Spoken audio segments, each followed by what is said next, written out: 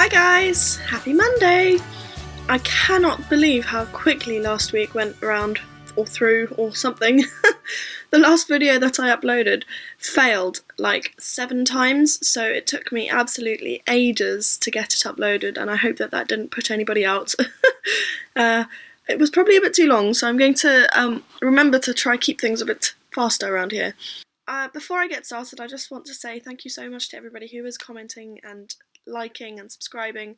I really appreciate it, and it just feels so lovely that people want to hear about my stuff, because I don't have anybody in real life who is as passionate about this as I am near me. I know 1 or 2 people who are also stitchers, but one of them lives in Germany and the other one lives in Gloucester, so it's nice to have a community to share with.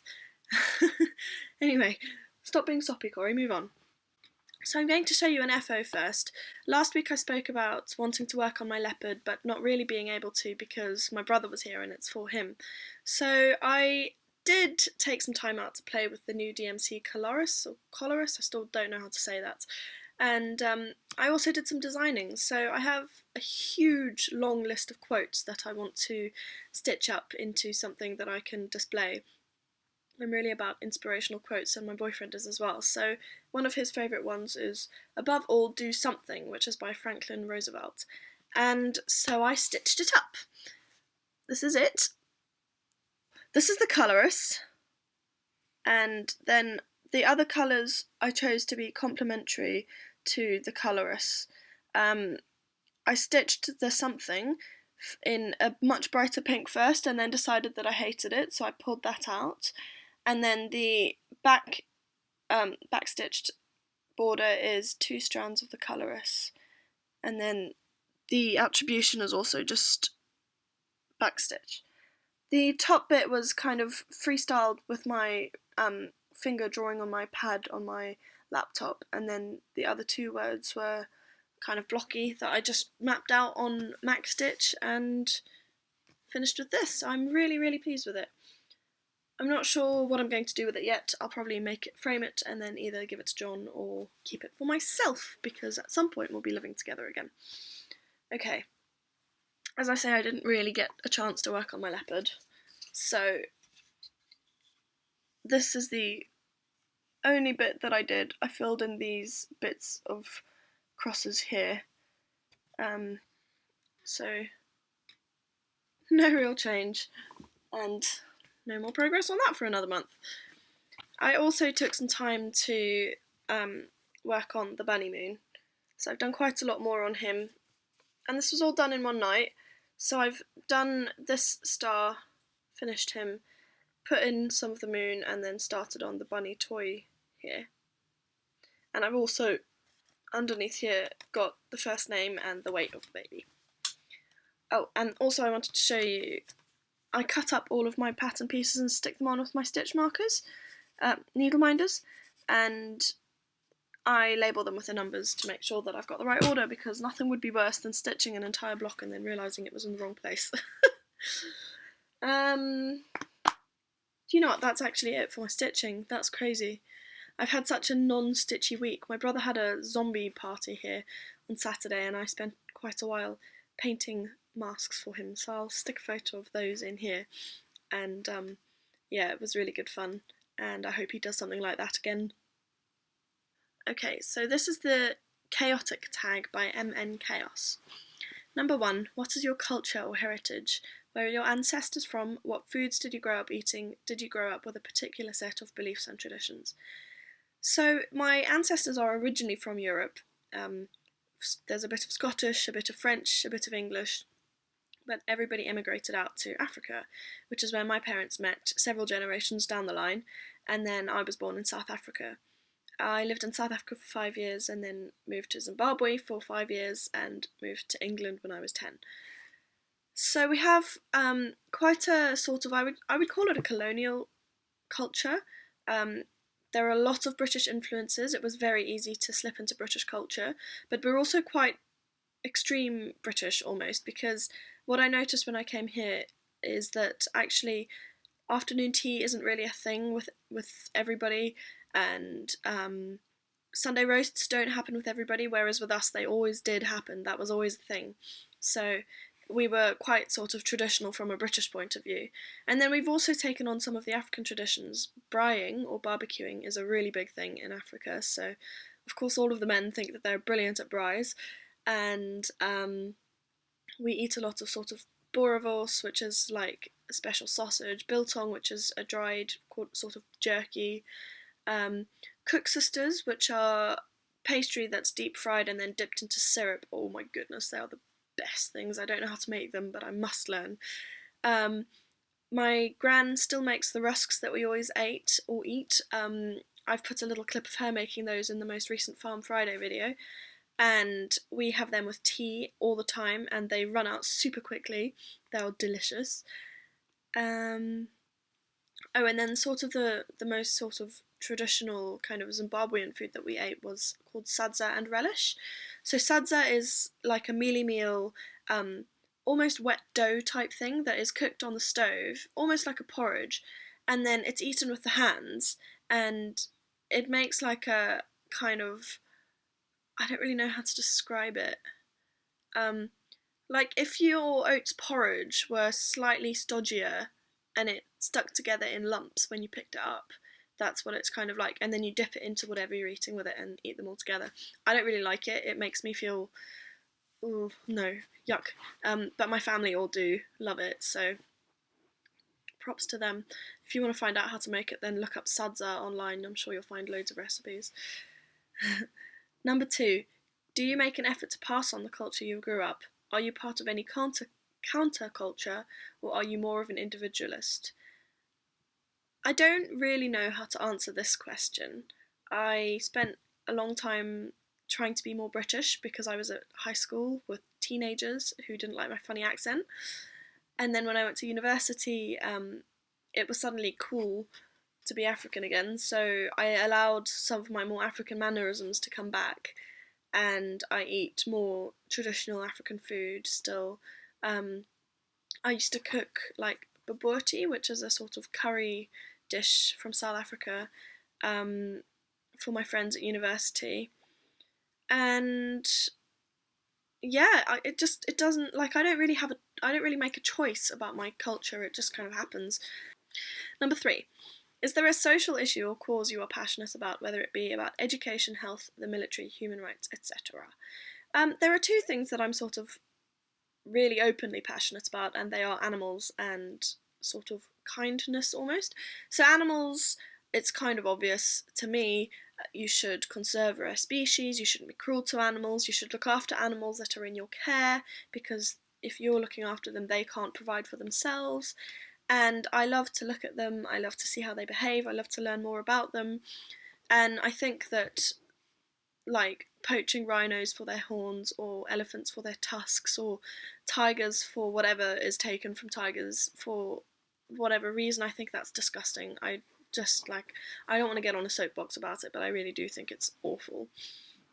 And then I'm also, I guess the other thing I would say is like tolerance for people. So you should try to, if you can't accept somebody for who they are, then don't attack them for it, and also don't like go out of your way to be with that person. Like, if you don't agree with what somebody does, then why be with them? You know, it's just going to make you and them unhappy.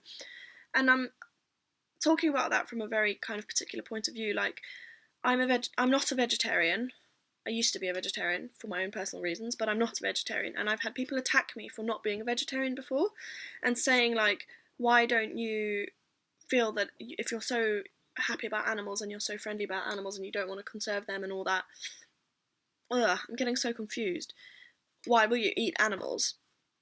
And, you know, I have my reasons, but I find that people who tend to attack me about that sort of thing, like, don't want to listen to them.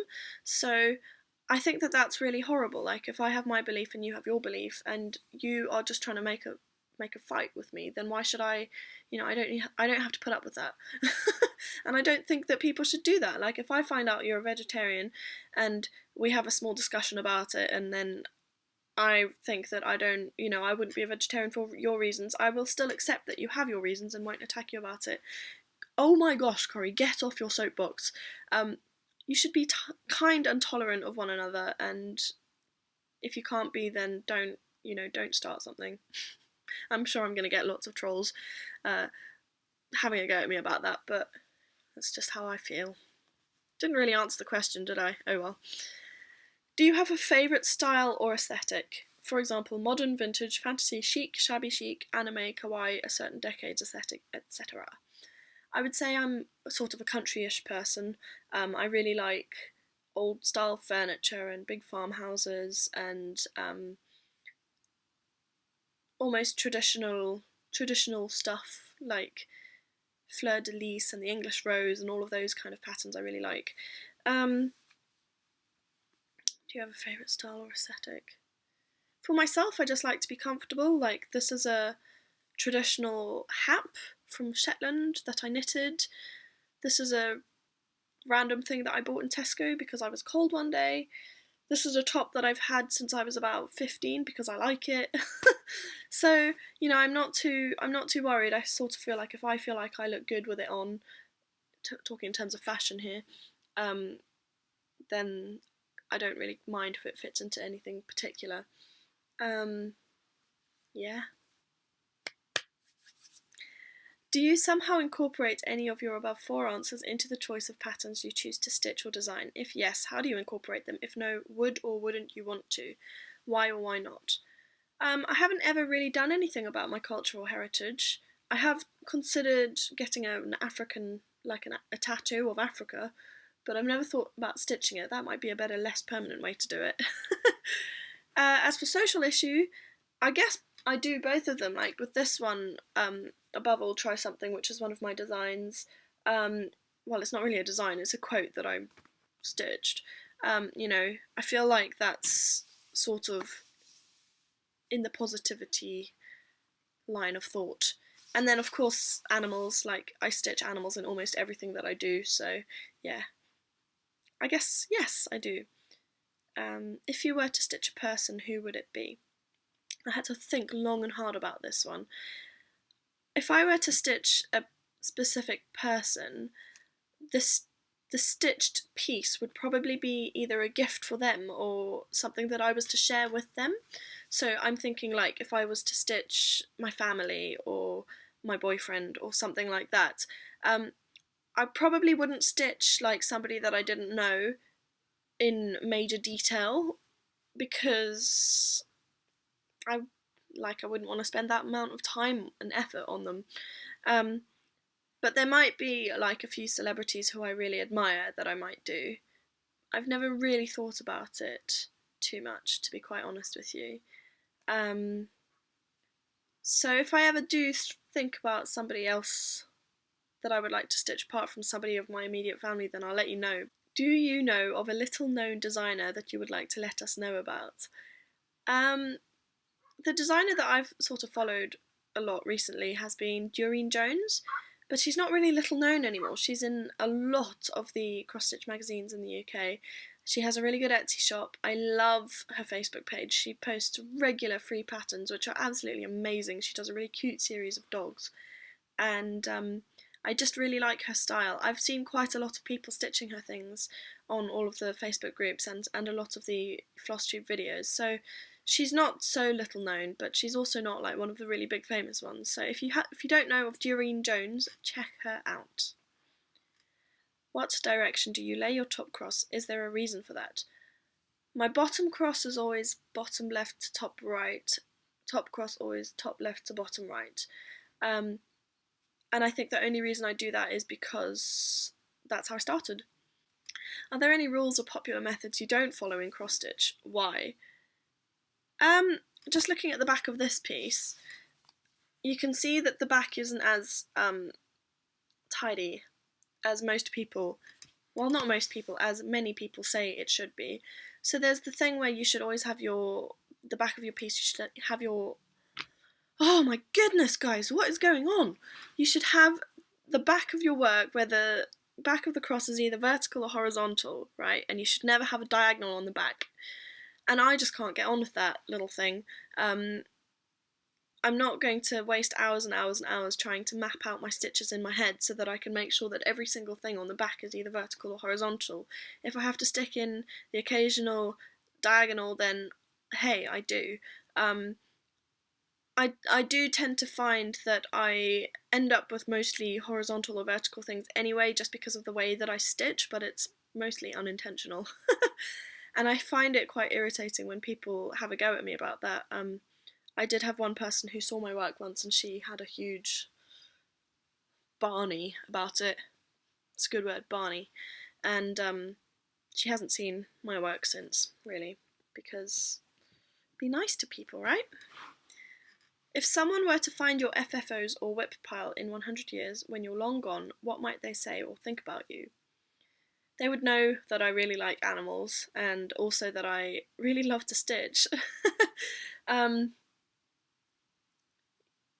imagine that hopefully, touch wood, if I have a long and fruitful life, I'll have a lot more FOs and FFOs and whips and whatever when I do eventually go, because I do work on it quite a lot and they'll know that I was really passionate about it. Just on that note, which is going to be a really morbid note to end this video on, but anyway, I try not to stash too much stuff because I kind of feel like if I were to die suddenly, the job that the people who were left to look after my estate would have of my stash, where they had to like decide what to do with it, would be really tough for them, because obviously they would love the stash for what it means to me now, but they wouldn't know what its value was, and they would probably find it quite difficult to get rid of because it means so much to me, but it's also totally useless to them. Like, nobody else stitches in my family or friends, barring these two people that I think I've already talked about. So it would be quite a quite a difficult thing for them to do. So that's why I try not to stash too much, because gosh, that is so morbid. Yeah, I don't want to have loads of stuff like lying around that somebody else would have to deal with. So that's it for this week. On that really cheery note, I hope you've had a wonderful stitchy week. I hope you have a wonderful stitchy week, and I'm really looking forward to seeing you guys next time. Bye!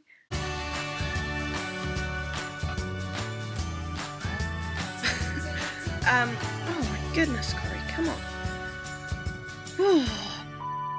Do you know of a little